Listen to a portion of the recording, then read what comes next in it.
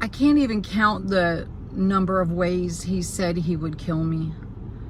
Told me he was a Vietnam vet and that he had killed men over there and that he knew ways to hurt me and not leave marks.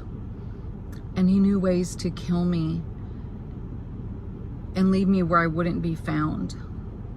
One time he made me watch a movie with him, and in the movie a woman had been kidnapped by a serial killer, and he tied her to a tree and to his truck bumper, and he slowly pulled her apart, and he told me that's what he would do to me if I tried to escape.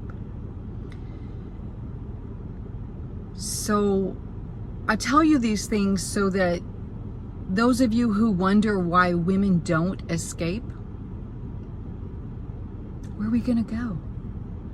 I had no one, except maybe 2 people.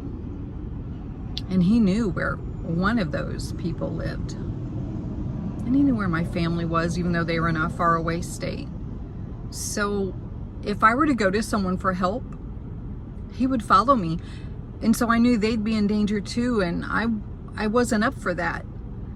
So even though at nighttime when it was so dark and fearful, and I'd barely make it through, whether he smothered me, which he liked to do with a pillow, or just ranted at me for 8 hours about you name it, just on and on and on, or make me slave for him, which is really what my life with him was, besides the abuse. I would often silently cry out to Jesus, God help me. And maybe plot an escape. Maybe I could get away, catch a bus, get out of there, pack my bags sometimes too. What little bags I had, because he destroyed everything. But in the morning, when the sun came up, I'd always be like, okay, I can do this. I can make it through. I made my bed. I have to lie in it. I have nowhere to go anyway, so I can do this. But then it started to affect my children. And my stepchildren were beginning to see what was going on, because he wasn't always so careful to hide what he was doing to me in the other rooms.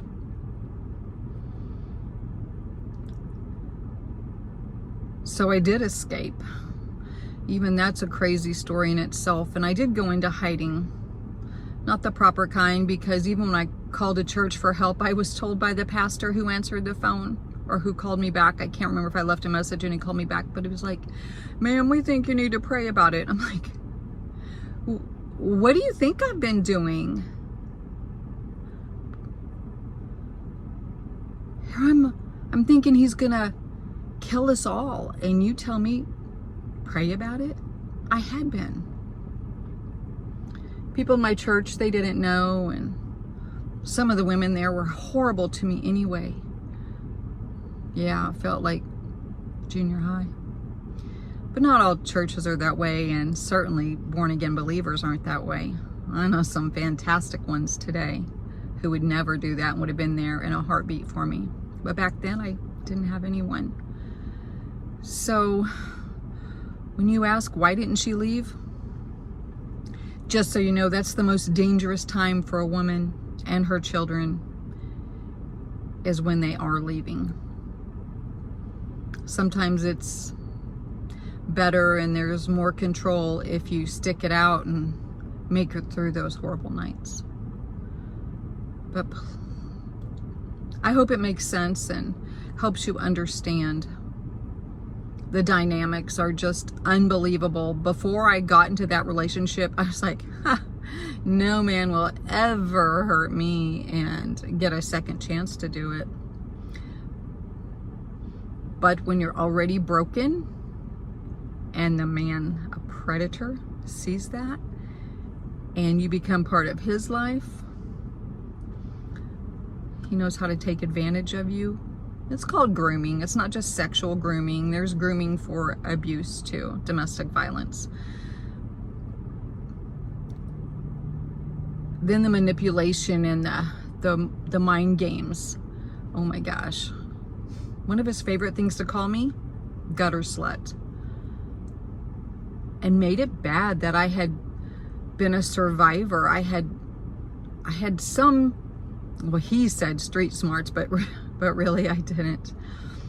But, you know, I'd had a very, very tough childhood, one actually like I married into, full of domestic violence and predatory sexual abuse, and seeing my mom hurt and knowing she was being choked by my stepdad and slammed into the refrigerator, and my brothers punched, and it was horrible. So I was already primed for that. So, and you use that against me though.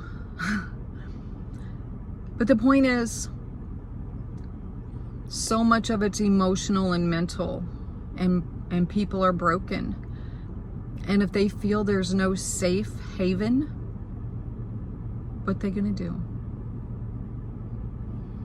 I had heard about Hubbard House, but I thought that was downtown on 8th Street and mattresses on the floor and unsafe living conditions. I didn't know. There wasn't the information available back in those days in '98 when I was trying to escape like there are today.